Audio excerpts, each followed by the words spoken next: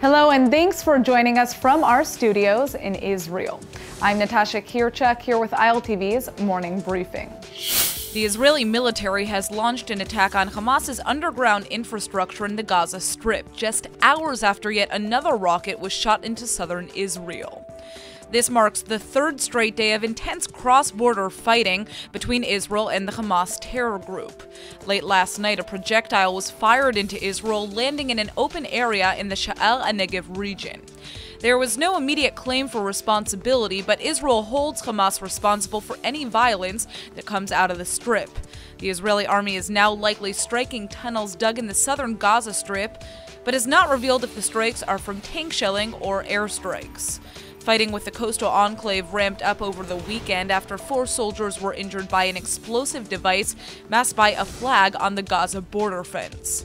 Later that day, a house in southern Israel sustained damage when a rocket hit it from Gaza.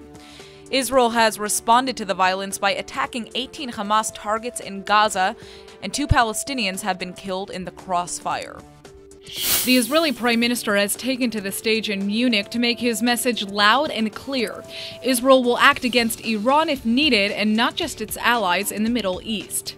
Earlier this month, Israel shot down an Iranian drone that violated Israeli airspace. The drone launched from a base in Syria, which Israel proceeded to attack, along with several other Iranian military targets within the country.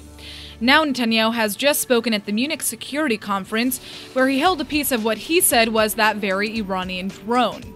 He's warning the world that, quote, Tehran is the greatest threat and that Israel will act if necessary not just against Iran's proxies, but against Iran itself. The Israeli leader is urging U.S. and European officials to gather and counter Iran immediately, showing a map of Iran's growing presence in the Middle East. And Iran's foreign minister is hitting back in the same way his republic always does. He claims Israel is using aggression as a policy against its neighbors, and that Netanyahu holding up the alleged drone was a, quote, comedy circus that doesn't even deserve the dignity of a response. During Zarif's speech, around 50 people took part in a protest against the Iranian regime in a main square in Munich. Tensions are rising between Israel and Poland after the Polish Prime Minister suggested that the Jews collaborated with the Nazis during World War II. And now a series of swastikas and anti-Polish profanities have been discovered on the entrance to Poland's embassy in Israel. The whole fiasco began when Poland decided to pass a law imposing a jail sentence on those who suggest the country was implicit in the Holocaust. The move sparked international criticism, with many claiming that Poland was trying to evade complete responsibility for its role in World War II. And then over the weekend, the Polish Prime Minister made a shocking statement after an Israeli reporter asked him whether he himself could be penalized for telling a story in Poland about his mother who survived the Holocaust and says some Poles collaborated with the Nazis. The Polish leader responded by equating Jewish perpetrators with Polish, Ukrainian, Russian, and German perpetrators.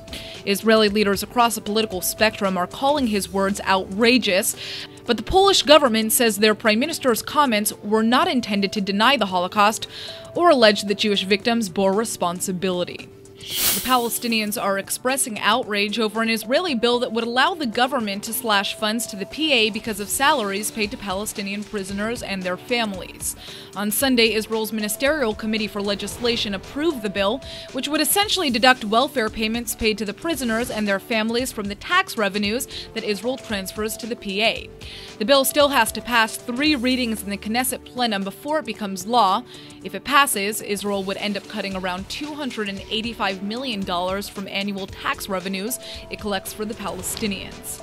That's the amount that Israel claims Ramallah is paying to terrorists and their families. The Palestinian Authority is denouncing the legislation, calling it, quote, an act of piracy and flagrant theft of money. Now here's some good news. The pilot who was seriously wounded after his F-16 was struck by fire from Syria has just walked out of the hospital in good condition.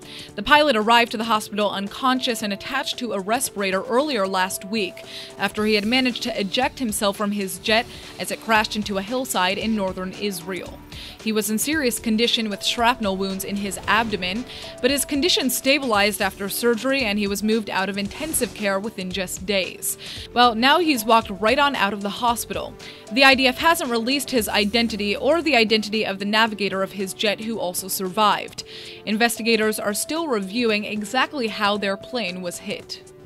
That's all for now. I'm Natasha Kirchak, and see you later with our main daily broadcast from Israel at 2 p.m. Eastern Time.